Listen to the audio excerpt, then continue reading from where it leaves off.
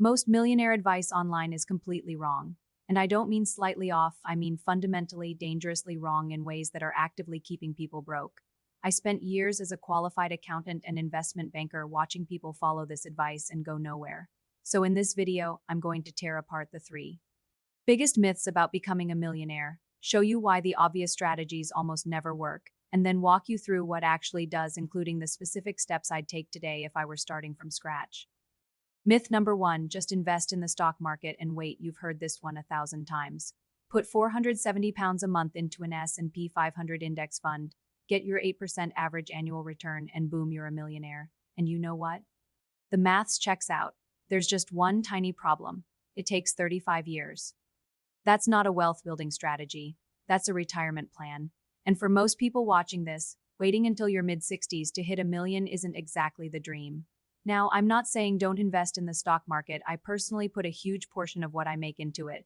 It's passive, it runs in the background, and it doesn't require you to be a genius or take wild risks. It's genuinely one of the best long-term tools available. But if you came here because you want to reach financial independence in years, not decades, then index fund investing alone isn't your answer. It's a piece of the puzzle, not the whole picture, and anyone telling you otherwise is either lying to you or has a very different definition of fast. Myth number two, you just need to save more. This one is so deeply embedded in personal finance culture that questioning it almost feels irresponsible. Cut your subscriptions, stop buying coffee, live on rice and lentils, grind for a few years and the money will pile up, except it won't. Let's do the actual maths. If you earn an average salary and manage an impressive 20% savings rate after tax, you're looking at roughly £6,100 a year saved. At that rate, you'll hit $1 million in approximately 164 years.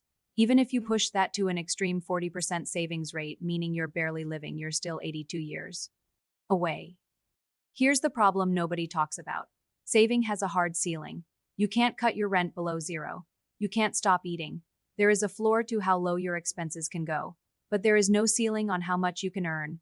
That asymmetry is everything.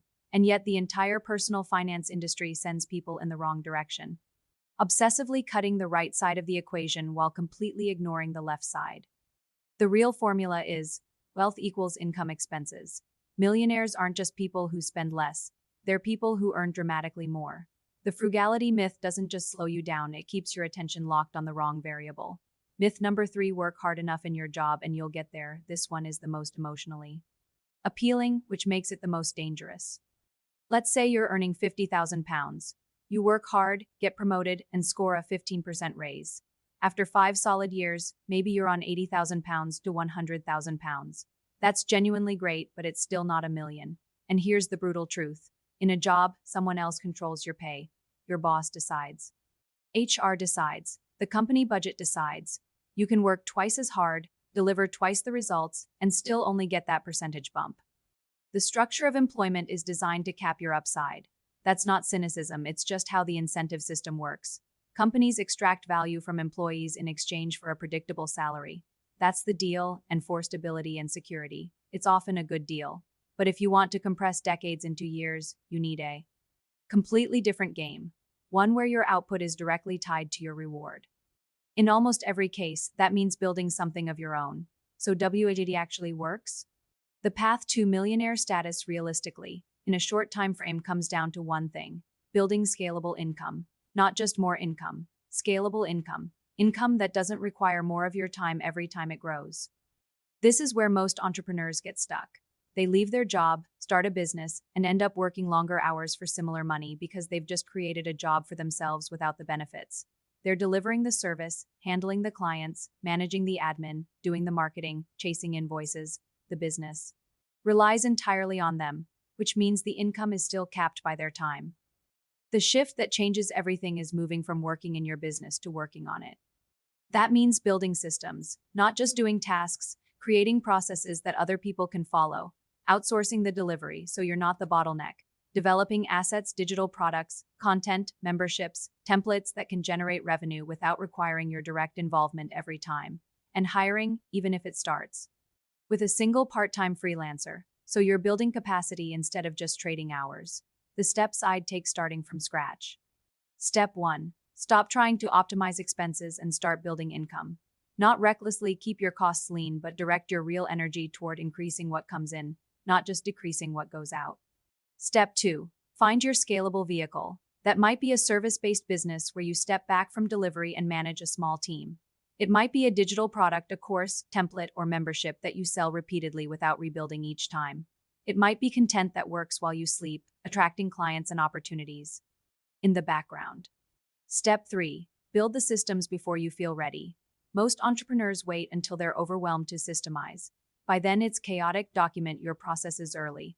Create SOPs, outsource the tasks that drain time but don't require your specific expertise. Step 4. Once income grows, invest the surplus. Not everything back into the business that concentrates your risk. Put a meaningful portion into index funds and global markets. Let compounding work in the background while your business scales. That's how you build real, lasting wealth, not from one source, but from multiple. The bottom line. The reason most people never become millionaires isn't that they're not trying hard enough or not saving enough. It's that they've been handed the wrong map. The stock market alone is too slow. Saving alone hits a wall. Employment income alone has a ceiling built into the system. What actually works is building something scalable, stepping back from delivery, and investing intelligently as you grow. None of that is simple, but it is achievable, and it's a lot more achievable when you stop following advice that was never going to get you there. If you want to go deeper on any of this, the investing side, the business building side, the systems, subscribe. This is what I cover. And if you want to start somewhere specific, the video linked here is a good next step.